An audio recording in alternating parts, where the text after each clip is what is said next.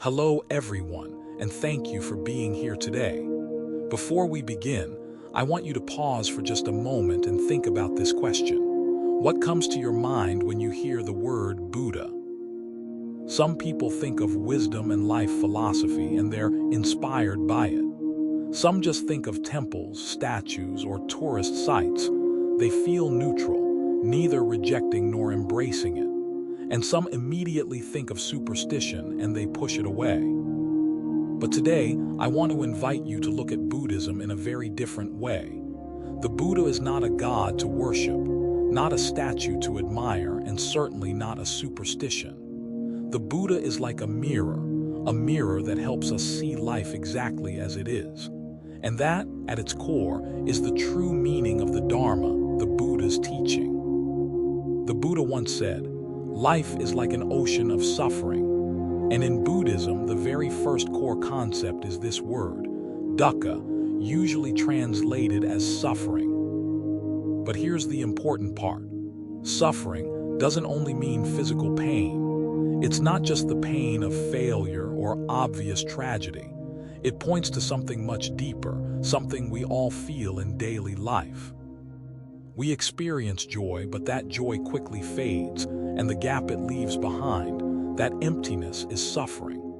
We own things we love, but we live in constant fear of losing them. That anxiety is suffering. We know deep down that life must end, yet we resist and deny it. That inner conflict is suffering. This is what the Buddha meant by dukkha. It is not a rare experience. It's woven into the very fabric of life. So why do we suffer?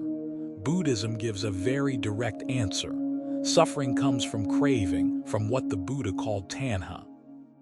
Now don't be misled by the word. Tanha doesn't mean something cute or lovely. It means desire, attachment, clinging. I like something, so I want to hold onto it forever. But when it's gone, I feel pain. And even while I still have it, I'm already worried about losing it. It's like trying to hold sand in your hands. The tighter you grip, the faster it slips away.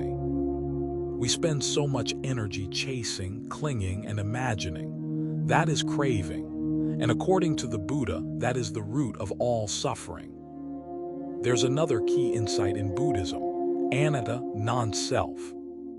Most of us believe there is a solid, permanent me.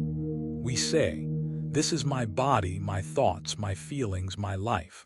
But the Buddha asked us to look closer. And when we do, we see something surprising. None of these things are stable. Our body ages and changes. Our thoughts shift from moment to moment. Our emotions rise and fall like waves. So what exactly is this self we cling to so tightly? It's not a solid rock. It's more like a flowing river, always moving, never the same from one moment to the next. And if the self is not fixed, then why suffer so much trying to defend it, protect it, or control it? The Buddha taught that if the root of suffering is craving and attachment, then the path to freedom is letting go. Letting go doesn't mean giving up on life or being passive. It means being free. It means not being dragged around by our desires, not being trapped by our attachments. When that happens, the mind becomes calm, steady, and clear. This state is called nirvana. And nirvana isn't some faraway heaven after death. It's a peace we can touch here and now, in this very life. Imagine living without the constant anxiety of losing what you love. Imagine no longer fearing change, but welcoming it as part of the flow of life. That freedom, that ease of heart, that is nirvana. So Buddhism is not about superstition. It's not about worshiping statues or idols. It's a wisdom tradition, a way of seeing life clearly. It teaches us to face suffering, to release our clinging, and to discover a freedom and peace within ourselves that no one can take away. That, in the end, is the true meaning of the Buddha's teaching. And before we close, I'd like to leave you with a question. What is one thing in your life that you are holding onto so tightly that it sometimes causes you stress or pain. Think about it, reflect on it, and maybe, just maybe, try loosening your grip even just a little. You might discover a sense of peace you didn't expect. Thank you for listening, and may you find freedom and clarity in your own journey.